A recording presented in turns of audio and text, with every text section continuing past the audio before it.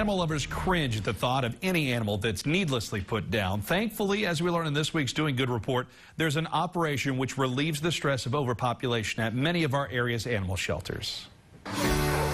We help other shelters and rescues with moving dogs to different places. Aside from adopting out animals, the Humane Society for Animals in Rogers relocates dogs to locations outside of Arkansas to places where they have a real shot at living out their lives. Director Clayton Morgan says the organization transported 56 dogs alone last month, and not all of the dogs came from his shelter. We helped other shelters throughout the state transport dogs to other shelters that needed animals. That helps them relieve their population, and it helps us also. Morgan feels so strongly about the mission to serve the animals he took on the task of taxiing them across the country in a van that can hold up to 40 dogs in just one trip. I'm a small shelter. I'm one of the last nonprofit shelters in the area. A lot of the other shelters are small, and they face the same issues that I have, but in different parts of the state. Morgan hopes natural state lawmakers will take a cue from other states who have enacted laws to help decrease overpopulation problems. He says those are the places these dogs wind up. A lot of dogs go up the East Coast, Colorado, St. Louis, those areas that are mandatory spay and neuter, where their shelters are actually empty. So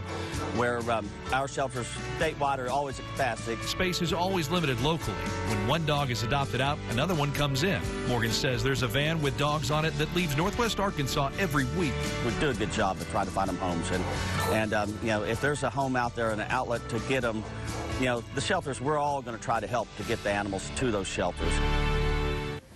Just a terrific goal. The operation isn't cheap, by the way, and the Humane Society for Animals could always use your help to continue the mission. Go to NWAHomepage.com to learn more about how you can make a difference.